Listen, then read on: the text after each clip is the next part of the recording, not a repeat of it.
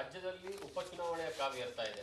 Specially ಚನ್ನಪಟ್ಟಣದ ಕಾವು ದೊಡ್ಡ ಮಟ್ಟದಲ್ಲಿ ಏರ್ತಾ ಇದೆ. ಒಂದ್ ಕಡೆಗೆ ಸ್ವತಃ ಡಿ.ಕೆ. ಶಿವಕುಮಾರ್ ಅವರು ಹೇಳ್ತಾರೆ, ನಾನು ಆ ಕ್ಷೇತ್ರದಿಂದನೇ ನಿಲ್ತೀನಿ ಅನ್ನುವಂಥದ್ದು ಕಳೆದ 4 ದಿವಸಗಳಿಂದ ಹೇಳಿದ್ರು. ಮತ್ತೆ ಸ್ವಲ್ಪ ಚೇಂಜ್ ಆದಂಗೆ ಕಾಣಿಸ್ತಾ ಇದೆ.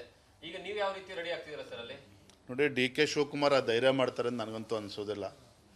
ಕಳೆದ ವಿಧಾನಸಭಾ ಚುನಾವಣೆಯಲ್ಲಿ ಮಾನ್ಯ ಕುಮಾರಸ್ವಾಮಿ ಅವರು 92-93 ಸಾವಿರ ಮತಗಳನ್ನು ಪಡೆದುಕೊಂಡು ಅಲ್ಲಿ ಗೆದ್ದಿದ್ದಾರೆ. BJP 2ನೇ ಸ್ಥಾನದಲ್ಲಿತ್ತು, 82-83 ಸಾವಿರ ಮತಗಳನ್ನು ಪಡೆದುಕೊಂಡು. ಕಾಂಗ್ರೆಸ್ 15 ಸಾವಿರ. ಮೊನ್ನೆ ನಡೆದಂಥ ಲೋಕಸಭಾ ಚುನಾವಣೆಯಲ್ಲೂ ಕೂಡ BJPಗೆ ನಮ್ಮ ಡಾಕ್ಟರ್ ಮಂಜುನಾಥ್ ಅವರೇನು ಗೆದ್ದಿದ್ದಾರೆ ಬೆಂಗಳೂರು ಗ್ರಾಮೀಣದಲ್ಲಿ, 24-25 ಸಾವಿರ ಮತಗಳ ಲೀಡ್ ಕೂಡ ಬಂದಿದೆ ಆ ಕ್ಷೇತ್ರದಲ್ಲಿ, ಚನ್ನಪಟ್ಟಣದಲ್ಲಿ. ಹಾಗಾಗಿ ಡಿ.ಕೆ. ಶಿವಕುಮಾರ್ ಅವರು ಧೈರ್ಯ ಮಾಡ್ತಾರೆ ಇಂಥ ಸಂದರ್ಭದಲ್ಲಿ. ಯಾಕಂದರೆ ಕಾಂಗ್ರೆಸ್ಸಲ್ಲೇ ಅವ್ರನ್ನ ಶಕ್ತಿಯನ್ನು ಕಡಿಮೆ ಮಾಡಬೇಕು, ಸದೆ ಬಡಿಬೇಕು ಅಂತ ಕಾಯ್ತಾ ಇರ್ತಕ್ಕಂಥ ಸಂದರ್ಭದಲ್ಲಿ ಡಿ.ಕೆ. ಶಿವಕುಮಾರ್ ಅವರು ಅಷ್ಟು ರಿಸ್ಕ್ ತೊಗೊಳ್ತಾರೆ ಅಂತ ನನಗಂತೂ ಅನಿಸೋದಿಲ್ಲ. ಭಾರತೀಯ ಜನತಾ ಪಾರ್ಟಿ JDS ನನ್ನನ್ನು ಕೂಡ ನಾನು ನಮ್ಮ ವರಿಷ್ಠರಲ್ಲಿ ಚರ್ಚೆ ಮಾಡಿದ್ದೇನೆ. ಅದೇ ರೀತಿ ನಿನ್ನೆ ಮಾನ್ಯ ಕುಮಾರಸ್ವಾಮಿ ಅವ್ರ ಜೊತೆನೂ ಕೂಡ ನಿನ್ನೆ ಚರ್ಚೆ ಮಾಡಿದ್ದೇನೆ. ಮತ್ತೆ ಭೇಟಿ ಮಾಡ್ತೇವೆ. ಒಮ್ಮತ ಅಭ್ಯರ್ಥಿ ನಾವು ಚುನಾವಣೆಯಲ್ಲಿ ಇಳಿಸ್ತೇವೆ ನಾವು. Sir, presently within the Congress itself, there has been demand of more than 2 deputy CMs. Dinesh Gundurrao says that all is well within the Congress party, and it is the CM which will take the final decision. How do you see this in the entire scenario that is taking place? See, issue is pretty clear. There is no confusion within the Congress party or with the Congress government in Karnataka. All the senior leaders within the Congress party and all the senior ministers within the Congress government,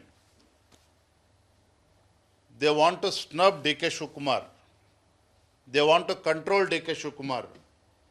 They want to cut down the powers of D.K. Shivakumar, who is the present Deputy Chief Minister. Hence, the idea of Deputy Chief Minister has been floated a couple of months back, much before Lok Sabha elections. So this conspiracy is going on against D.K. Shivakumar, Deputy Chief Minister, from last couple of months. And I am sure Congress leaders will succeed in convincing their high command also.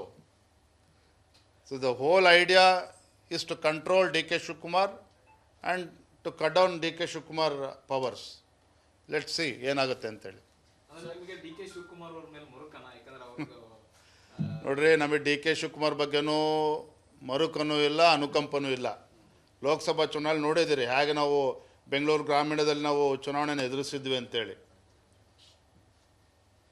Bengaluru ಗ್ರಾಮೀಣ ಲೋಕಸಭಾ ಕ್ಷೇತ್ರ ಗೆಲ್ಲೇಬೇಕು ಅಂತೇಳಿ ಭಾರತೀಯ Janata party JDS ಒಟ್ಟಾಗಿ ನಾವು ಹೋರಾಟವನ್ನು ನಡೆಸಿದ್ವಿ.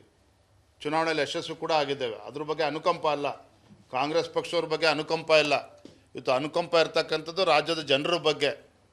ಇಂಥ ಮೂರ್ಖರನ್ನ ಇವತ್ತು ಅಧಿಕಾರಕ್ಕೆ ತಂದು ರಾಜ್ಯದ ಜನರ ಕಿವಿಗೆ ಹೂ ಮೂಡಿಸ್ತಕ್ಕಂಥ ಕೆಲಸ ಮಾಡ್ತಾ ಇದ್ದಾರಲ್ಲ ಸರ್ಕಾರ. ರಾಜ್ಯದ ಜನರ ಬಗ್ಗೆ ಇವತ್ತು ಅನುಕಂಪ ಬರ್ತಾ ಇರ್ತಕ್ಕಂಥದ್ದು.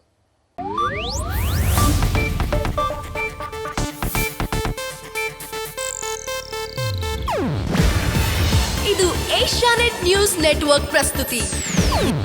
ನೀವು ನೋಡ್ತಿದ್ದೀರಾ ಏಷ್ಯಾನೆಟ್ ಸುವರ್ಣ ನ್ಯೂಸ್.